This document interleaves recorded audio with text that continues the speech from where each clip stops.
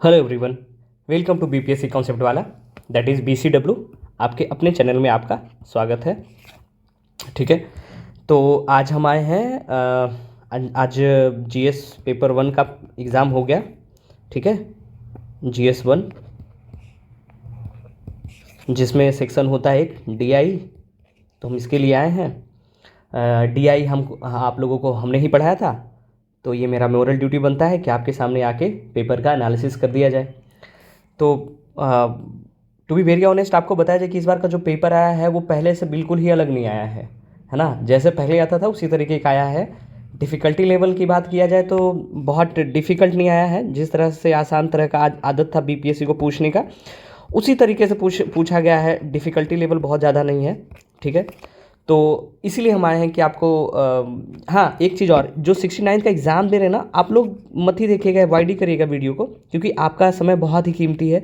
अभी आपका 25% का ही पेपर हुआ है, 75% पेपर आपका बाकी है, तो आप उस पर फोकस करिए। आपका क्योंकि तो पेपर हो गया, तो आपको देखने से क्या फ़ायदा है ना।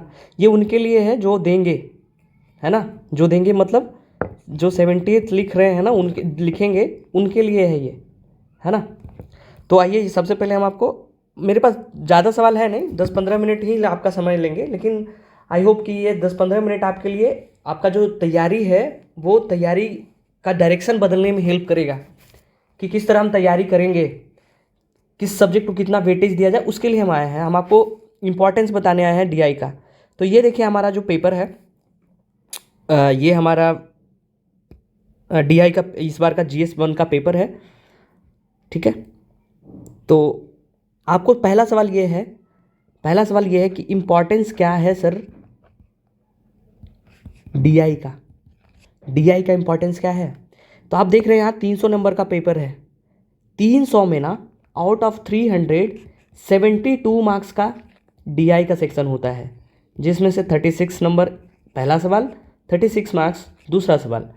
आप देखिए यहाँ दिखा दे रहे हैं आपको, 2 सवाल होगा। ये देखिए सेक्शन 3 खंड 3 में आपको दिखेगा 7 नंबर सवाल। 7 नंबर में एक सवाल पहला ये टेबल वाला है, ठीक है, और ये दूसरा देखेंगे जिसमें ये 5-6 सवाल है, और ये दूसरा देखेंगे पाई चार्ट का है। ये दोनों में से कोई ईदर वन बनाना है आपको, है ना, ईदर वन। उसी तरह अगला सवाल होगा ये 8 नंबर, जिसमें ये पाई चार्ट है और फिर ये बार डायग्राम है, जिसमें से आपको दोनों में से जो इच्छा करे वो बनाना है। तो ये दोनों को मिला के 36 + 36 72 मार्क्स आता है। और ये 72 मार्क्स आपका वैसा मार्क्स आता है, अगर आप कंपेयर करेंगे जनरल साइंस के कोई भी सब्जेक्ट से, तो उसमें जो 72 मार्क्स लाना है उससे ज़्यादा आसान है डीआई पढ़ के लाना। और 72 मार्क्स अगर इसमें 2 सवाल अगर आप बना देंगे तो आपको 70 या 71, या मैक्सिमम बच्चों को तो 72 मार्क्स मिल ही जाता है अगर वो कोई मिस्टेक ना किए होंगे, सिली मिस्टेक्स। तो 72 या 71 मतलब 70 से 72 मार्क्स तक चांसेस होता है, इतना तो आ ही जाता है। इससे कम का तो अगर आप गलती नहीं किए होंगे, अच्छे से सब कुछ साफ साफ लिखे होंगे, तो 70-72 नंबर आ ही जाता है। जो कि अगर कंपेयर करेंगे जीएस जो जनरल स्टडीज़ का पेपर होता है उसमें से, अब देखिए यहाँ आपका जो ऊपर सवाल है, जैसे बाय द वे आपको ये 8 नंबर का सवाल है, ये 38 नंबर का सवाल है, तो आप इसमें कुछ भी लिख देंगे ना, हीरा सोना सब कुछ जड़ के भी लिख देंगे ना, तो जो एग्जामिनर होगा ना उसका ना हाथ ना दबा हुआ ही रहेगा। वो आपको 38 में 38 तो नहीं देने वाला है, 8 में 8 नंबर तो नहीं ही देगा। ठीक है, ऊपर से ये 8-7 इस तरह का जो नंबर है, 38 नंबर का जो सवाल है, उसमें आपको पूरा का पूरा नंबर तो नहीं देगा। लेकिन यहाँ जो आपको मैथ्स वाले जो डीआई वाले जो टीचर होंगे ना, वो हाथ ना खुला हाथ खोल के ऐसे मार्क्स देंगे। ये आपको 72 में 72, 71, 70 इतना तो दे ही देंगे आपको। जैसे अगर ये 8 नंबर का सवाल है, इसमें 8 वो 8 देंगे वो, है ना, 6 में 6 देंगे वो, कहाँ काटेंगे वो। अगर वो पूछ रहे हैं कि 22 साल में sold the maximum number of unit, आप अच्छे से लिख के और निकाल दिए होंगे, तो वो नंबर कहाँ काटेंगे, कहीं नहीं काटेंगे। सो इम्पॉर्टेंस ये है कि 72 नंबर पहले तो, है ना, एकदम इम्पॉर्टेंट है, आपको एकदम आएगा ही आएगा अगर आप जीएस पेपर के कंपैरिजन करेंगे। और आपका मेंस निकालने में ये एक बहुत बड़ा रोल प्ले करेगा, है ना, बहुत बड़ा रोल है, जितना बिगर रोल, क्योंकि पहले तो आप पेपर अटेम्प्ट करेंगे ना, तो 72 नंबर अगर आप ये श्योर होके बना लेंगे कि मेरा बन गया है, तो आपको एक कॉन्फिडेंस आएगा, और जो कहाँ रिफ्लेक्ट होगा, आपके जीएस पेपर में रिफ्लेक्ट होगा, आप एकदम अच्छे से करेंगे। तो पहले तो आपको इंपॉर्टेंस बता दिए कि इंपॉर्टेंस क्या है, 72 मार्क्स आपको एकदम ईजिली मिल जाएगा। दूसरा सवाल जो हमारा है दूसरा सवाल ये है कि बहुत बच्चे ऐसे बोलते हैं कि भैया हम अटेम्प्ट कैसे करेंगे इसको, है ना, हाउ टू अटेम्प्ट। तो अटेम्प्ट करने का ना सबका अपना अपना वो होता है, आप जिस तरह से प्रैक्टिस किए होंगे मॉक में उसी तरह से दीजिएगा। लेकिन मेरा ऐसा मानना है, हम अपना पर्सपेक्टिव आपको बता रहे हैं कि जैसे ही पेपर आपको मिले ना, तो देखिए ये लास्ट में दिया हुआ है, ये जो सवाल होगा ये देखिए यहाँ लास्ट में दिया हुआ है। तो आप क्या करेंगे, इसको सबसे पहले अंतिम जाएंगे और सेलेक्ट कर लेंगे। पहले सब ये सेक्शन 3 खंड 3 में जो है 2 सवाल है 7 और 8, इसमें एक और ये 2, एक और ये 2। तो आप क्या करेंगे, आपका ये काम होगा कि आपको चूज कर लेना है कि हम ये सवाल कर रहे हैं, ये सवाल कर रहे हैं। सबसे पहले आप वही करेंगे पेपर में। आपको मुश्किल से मुश्किल 45 मिनट लगेगा से 50 मिनट लगेगा। आप एज पर योर प्रैक्टिस, कि आप जितना प्रैक्टिस करके गएंगे उस हिसाब से आपको समय लगेगा। आप मॉक में कितना समय ले रहे हैं वही समय लगेगा, इनफैक्ट उससे 5 मिनट कम लगेगा, क्योंकि यहाँ जो रियल एग्जाम में जो आपका वो जो प्रेशर होता है ना वो ज़्यादा होगा। और यहाँ पे क्या होगा, फ्रेश माइंड आपका रहेगा। तो आप क्या है कि गलती करने का जो आपका कैलकुलेशन मिस्टेक होगा वो कम करेंगे अगर शुरू में आप अटेम्प्ट करेंगे तो। दूसरा कि आप जल्दीबाजी में नहीं रहेंगे, आप सवाल को अच्छे से पढ़ेंगे। और सवाल को पढ़ने की वजह से यहाँ परसेंटेज पूछ रहा है तो डिक्रीज पूछ रहा है, तो आप ऐसा नहीं कि जल्दी लास्ट में करेंगे तो डिक्रीज की जगह पे इंक्रीज निकाल दीजिए, बस परसेंटेज निकाल के छोड़ दिए। तो ये सब जो सिली मिस्टेक्स होने का चांसेस होता है वो आप नहीं करेंगे। तीसरा कि भैया अब 72 नंबर तो लाना है, तो भैया इसका स्ट्रेटजी बताओ कैसे लाना है। तो भैया इसका सबसे आसान काम है प्रैक्टिस। इसको आप जितना प्रैक्टिस करके जाएंगे उतना जल्दी और इतना अच्छा नंबर आपको 72 में 72 मिलेगा। ठीक है, प्रैक्टिस के लिए तो है, लेकिन इसमें एक चीज़ हम और जोड़ना चाहेंगे, वो है बेसिक्स। आपको अपना सेल्फ असेसमेंट करना पड़ेगा। ये खुशफहमी में नहीं रहना पड़ेगा कि हमको आता है बोलने में और पेपर में जाके बनाने में ना बहुत डिफरेंस होता है। तो बहुत सारे बच्चे देखिए आप ना अगर आप देखेंगे रेशियो, तो वैसे ही बच्चे का डीआई जो गलत होता है ना, जो ओवर कॉन्फिडेंस में जा होते हैं कि डीआई प्रैक्टिस करेंगे हम इंजीनियर होके मैथ्स में ऑनर्स होके, नहीं, उन्हीं लोग का गलती होता है ओवर कॉन्फिडेंस। जो डरे हुए बच्चे होते हैं ना कि जो भैया मेरा तो डीआई गोल है तो हम तो प्रैक्टिस करके जाएंगे, वो अच्छा करके आते हैं। ठीक है, तो यही आपको नहीं करना है। हम आपको क्या बताएं, सेल्फ असेसमेंट करना है कि आपको आता है बोलना और सच में वहाँ लिखना, एक टाइम बॉन्ड में बना लेना, बहुत डिफरेंस होता है। तो इसका आप प्रैक्टिस करेंगे, सेल्फ असेसमेंट करेंगे कि अगर हमको बेसिक्स आता है। बेसिक्स की बात करेंगे तो बेसिक्स में क्या होता है, सबसे पहले तो आपको नंबर्स पता होना चाहिए। नेचुरल नंबर क्या होता है, इवन नंबर क्या होता है, प्राइम नंबर क्या होता है, नंबर सिस्टम का अच्छा नॉलेज होना चाहिए। दूसरा average, percentage, profit and loss, है ना। उसके बाद SI CI, ठीक है, मतलब SI का मतलब सिंपल इंटरेस्ट, CI का मतलब कंपाउंड इंटरेस्ट। उसके बाद रेशियो प्रोपोर्शन। आप देखेंगे पेपर में यहाँ कि आपको देखिए यहाँ पेपर में क्या पूछा, percentage decrease, average, profit and loss, percentage. तो यही चीज़ यही बेसिक्स में आता भैया। तो ये आपको आता है कि नहीं आता है। अगर ये आता है तो आप सिर्फ क्या करेंगे, प्रैक्टिस करेंगे। अगर ये नहीं आता है तो आप बेसिक्स क्लियर करेंगे और थोड़ा मार्केटिंग हो जाए। हम लोग जब मैंने कोर्स करवाया था, जो हमने कोर्स करवाया है उसमें बेसिक्स भी करवाया गया है। और अगर आपको कोर्स नहीं लेना है भैया तो यूट्यूब पे भी ये अवेलेबल है, आप इसको क्लियर कर लीजिए। बहुत बच्चा आप ऐसा होगा, आप सेल्फ असेसमेंट करिएगा, उनसे पूछेगा ना कि रेशियो का मतलब क्या होता है भैया, तो वो बोलेंगे 3:1:3 जो लिखा हुआ है 1:3, यही तो रेशियो है। अरे ये नहीं पूछ रहे, मतलब पूछ रहे कि रेशियो का मतलब क्या होता है, कंपैरिजन। तो ये समझ ही नहीं होता, बेसिक अंडरस्टैंडिंग ही नहीं होता है। और वो फिर क्या करेंगे, सवाल पढ़ेंगे, लिखा हुआ कुछ बना के आ जाएंगे, कुछ खुश भी रहेंगे, और जिस दिन रिजल्ट आएगा उस दिन उनका क्या लगेगा, धक्का, कि हम तो बना के आए थे, हम मारेंगे RTI, ये करेंगे वो करेंगे, बम मार देंगे, है ना, ये कर देंगे वो कर देंगे। कुछ नहीं करना, आप गलत करके आए तो आपका गलती हुआ है। तो सबसे पहले आपको करना क्या है, सेल्फ असेसमेंट, कि आपको बेसिक्स आता है या नहीं आता है। अगर आता है तो बस प्रैक्टिस करिए। अब कितना प्रैक्टिस करना है, तो भैया 69th वाले जो दे दिए उनके लिए तो कुछ बोलना ही अभी नहीं है, वो तो आप आगे देखें। जो 78th दे रहे हैं ना, जो देंगे 78th, जो 78th का तैयारी कर रहे हैं, उनको क्या करना है, अभी आप कुछ मत करिए। अभी आप जब प्रीलिम्स में आपको बेसिक्स पढ़ना होता है, जो 10 नंबर का आता है, 10 मार्क्स का बेसिक्स, पहले आप वो कर लीजिएगा, वहाँ से आपका बेसिक्स क्लियर हो जाएगा। जब प्रीलिम्स दे लेंगे, प्रीलिम्स देने के बाद आपको क्या करना है, 1 वीक में 4 सवाल भी करेंगे ना, 4 क्वेश्चंस, तो आपका ये जो 72 मार्क्स का जो है वो एकदम क्लियर ही हो जाएगा। ये आपका हर्डल कभी लगेगा ही नहीं कि 72 नंबर हमको कैसे लाना है, वो समझिए आपको फ्री का नंबर मिलेगा। ठीक है, क्या करना है फिर से दोबारा रिपीट करें, प्रीलिम्स तक आपको बेसिक्स पे ध्यान देना है ताकि 10 नंबर आपको वहाँ भी आ जाए, और प्रीलिम्स के बाद सप्ताह में 4 सवाल कर लेना है। जब मेंस का डेट आ जाए तो रोज एक सवाल सोने के पहले कर लेना है, और मन करे तो आप कोर्स में इनरोल हो लीजिए और कोर्स देख लीजिए, है ना। कोर्स में आपको सब कुछ करवाया जाएगा। तीसरा सवाल अब आता है कि भैया रिपीटेशन कैसा है पिछले साल के मुकाबले। तो ये आपका 69th का पेपर है, और आपको हम अभी 68 का पेपर भी दिखा देंगे, उससे कंपेयर कर देंगे। तो आपको वो जो बेसिक जो होता है ना PYQ, अगर आप PYQ कर लेंगे ना पूरा का पूरा, मतलब 6 से 7 साल का, तो एक साल में कितना 4 सवाल, तो 6 से 7 साल में 28 से 30 सवाल हो जाएगा। इतना अगर आप करके जाएंगे अच्छे से समझ के, अंडरस्टैंडिंग डेवलप करके, तो आपको 72 नंबर एकदम आसानी से मिल जाएगा। तो आपको करना क्या है, PYQ कर लेना है।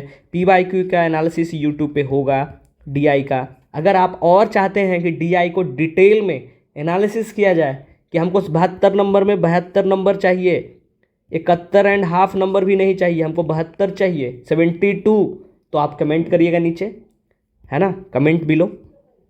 हम आपके लिए सिर्फ और सिर्फ DI का एकदम डिटेल्ड एनालिसिस लेके आएंगे। ठीक है, पूरे पहले के ईयर को, पिछले 5-6 साल का पेपर दिखाएंगे, एनालिसिस करेंगे और आपको दिखाएंगे, अगर आप चाहते हैं तो। नहीं तो भैया उतना आपका भी समय क्यों खराब करना हमको, है ना। अब अगला सवाल आता है कि रिपीटेशन आपको बता दिए PYQ। ठीक है, तो चौथा सवाल, डिफिकल्टी लेवल क्या है, किनके लिए डिफिकल्टी लेवल की बात हो रही है, जो नॉन मैथमेटिक्स बैकग्राउंड से हैं। अब कुछ बच्चे बोल रहे होंगे अब आया है ना काम का बात, इंजीनियर वाले जो होंगे, इंजीनियरिंग जो इंजीनियरिंग वाले या फिर जो मैथ वाले होंगे, साइंस वाले, वो तो बोल रहे होंगे कि अरे क्या वीडियो आ गया है। जिनको वो बोल रहे अब आया सवाल, अब जो जो जो मेरे लिए बात होगा, तो आपके लिए आपको जो ऊपर बात बताया गया है ना, वो सबके लिए बताया गया है। आप क्या करेंगे, जो नॉन मैथमेटिक्स वाले होंगे ना, वो ऊपर वाले बात को ज़्यादा ही सीरियसली लेके करेंगे, और जो मैथमेटिक्स बैकग्राउंड वाले होंगे, इंजीनियरिंग वाले होंगे, वो क्या करेंगे, एक कान से सुनेंगे और दूसरे कान से निकाल देंगे। और फिर क्या होगा, जब पेपर में बैठेंगे तो उनको चांद और तारा सब नज़र आ जाएगा वहाँ पे। ठीक है, तो आपको क्या करना है, नॉन मैथमेटिक्स बैकग्राउंड की डिफिकल्टी लेवल कुछ नहीं है, बहुत आसान है ये 72 नंबर ले आना, समझ गए। यहाँ जो 72 नंबर लाना है वो बहुत आसान है। आपको करना क्या है,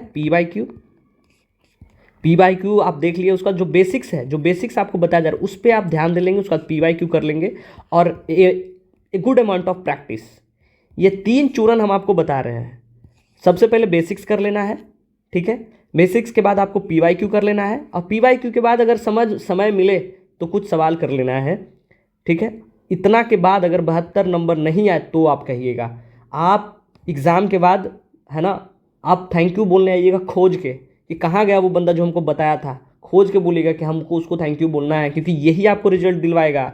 अगर आप कोई सोच रहा है कि हम एक सवाल भी गलत कर दिए तो भैया फिर वहीं आप आउट ऑफ रेस हो गए। अगर आप 36 नंबर आपका मायने रखता है, और ये 36 वो नंबर जिसमें 36 में 36 मिलेगा आपको।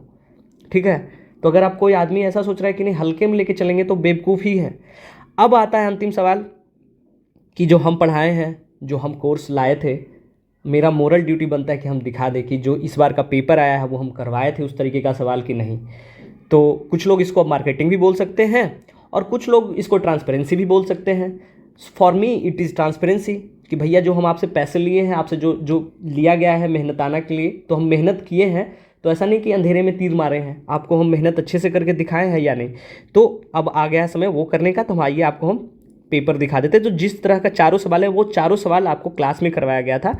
तो ये है आपका सवाल का जो करवाया गया था, उसको हम PDF बना के लेके आए हैं। तो अब ये आपके ऊपर है कि आप इसको ट्रांसपेरेंसी समझिए या मार्केटिंग समझिए।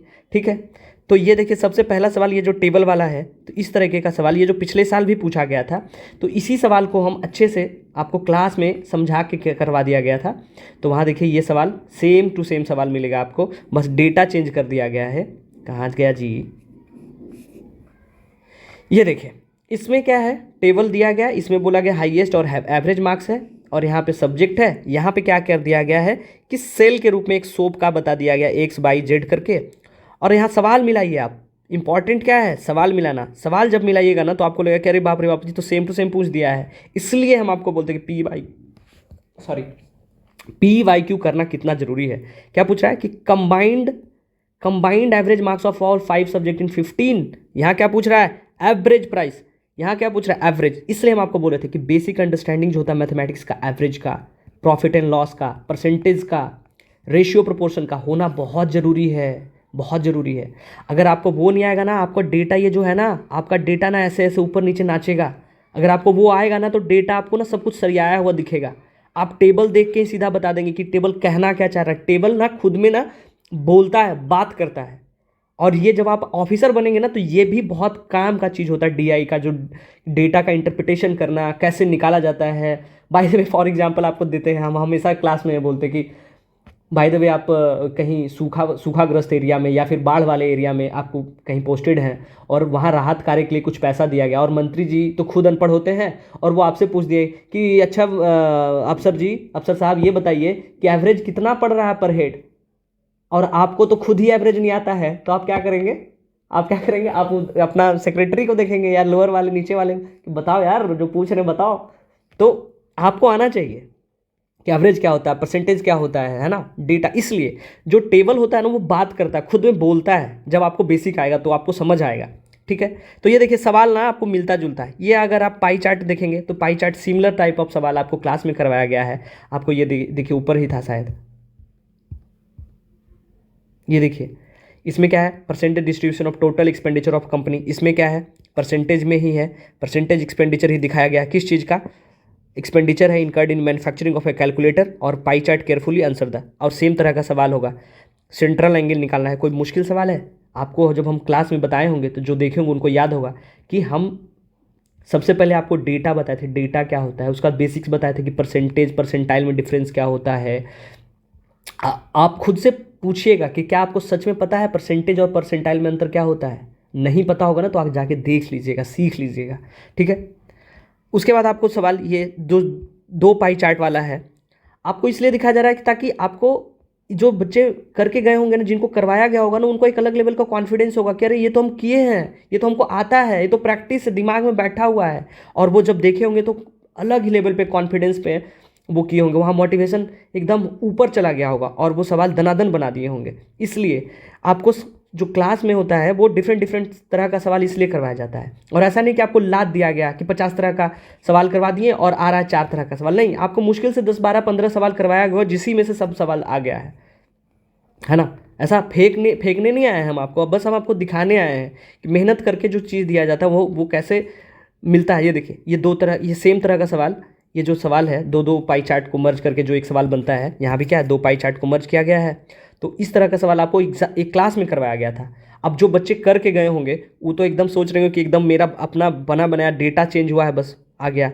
आगे देखेंगे बार चार्ट है, बार चार्ट का भी सवाल करवाया गया आपको, ठीक है। ये देखिए, और अगर आप सवाल मिलाएंगे ना वो भी सिमिलर टाइप का ही होगा सवाल। ये देखिए बार चार्ट का सवाल है, कहाँ गया, ये देखिए ये तो कॉम्प्लेक्स ही है, इसमें क्या क्या है, 2 बार है, इसमें क्या है, सिंगल है। देखिए सिंगल बार चार्ट है ये। तो इस तरह का सवाल है और ये सब करवाया हुआ है, बहुत जो अच्छे से करवाया हुआ है, और सब बहुत अंतर नहीं होगा सवाल में, ठीक है। तो आपको जो ऊपर बताया गया, जो पहले आपको बताएं कि जो पूछा जाता है वही आपको बेसिक आना चाहिए।